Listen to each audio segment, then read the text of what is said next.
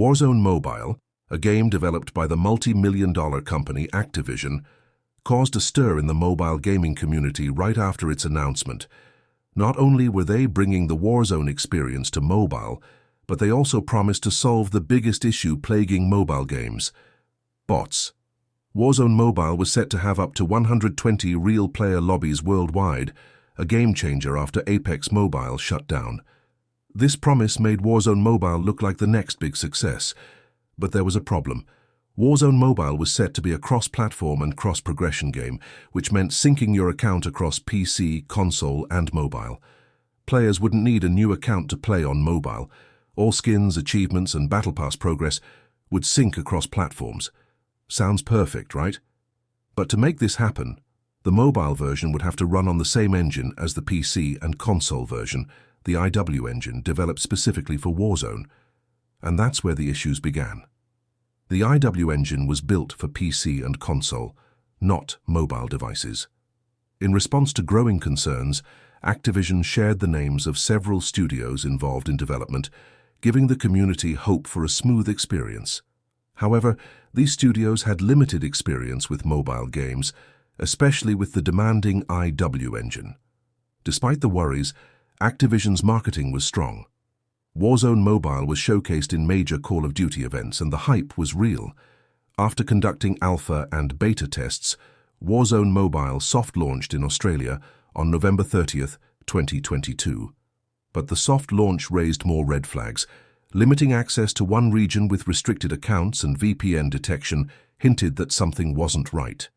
Even though players were excited, the game's instability became apparent.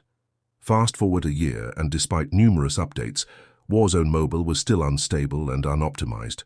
Real players in lobbies were scarce, and the game was limited to high-end devices, further alienating potential players. To make matters worse, NetEase, a competing studio, was working on a competitor to Warzone Mobile, namely Bloodstrike. Warzone Mobile, struggling to fix its issues and in a fit of what could only be seen as desperation, set its global release date to March 21, 2024. By then, the community was doubtful. Could the game be fixed in just 3 months? Sadly, the answer was no. Upon launch, Warzone Mobile was nearly unplayable due to game-breaking bugs and device-damaging issues. The IW engine, never designed with mobile in mind, proved impossible to optimize for the platform.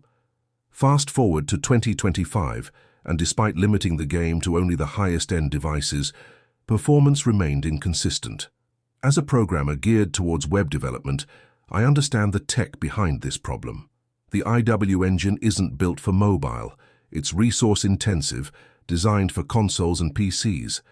To solve this, either the engine would have to be completely rewritten to accommodate mobile devices, an expensive and time-consuming effort, or mobile chipmakers would have to collaborate with Activision to create mobile-friendly versions of the engine. However, both solutions seem highly unlikely. Despite these issues, Warzone Mobile still has a loyal fan base. Players defend the game, hoping that Activision will eventually fix it.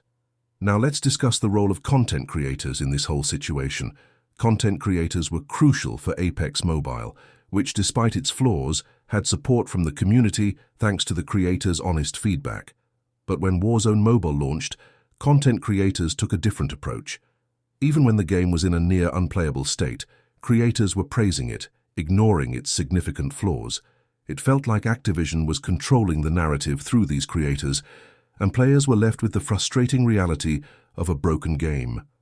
Some creators even blamed the community for not having high-end devices to play Warzone Mobile, ignoring the fact that mobile gaming has always been about accessibility. As content creators, their bias was evident, even as the game remained in a terrible state. Their silence on the issues only divided the community more. In the end, what we saw was not just a failed launch, but a failure of accountability. The paid creators were willing to ignore the real problems for a paycheck, leading the community to question, are all creators really looking out for players, or is there always a price? Sadly, the latter would be the case, as the content creators promoting the game would eventually stop talking about the game altogether as soon as Activision stopped paying them. This led to a rift in the community, as on one side you have the part of the community who defend Warzone Mobile and the content creators, while the other is set on exposing the hypocrisy of the content creators, as well as the blatant lies told by Activision. The toxicity has even started affecting how the community treats other projects, as Delta Force Mobile, a battlefield and extraction shooter set to release on all platforms, soon has been getting negative attention from the Warzone Mobile community, who even go as far as review bombing the game on Steam and other platforms. Seeing this, most content creators have decided that the toxicity in the mobile space has gotten out of hand and have refused to comment on the situation, with one even going as far as to stop making content for mobile for the time being. They act as if they have no hand in the chaos that's happening in the community. This just goes to show that anybody can be bought for the right price, including, and especially, your faves.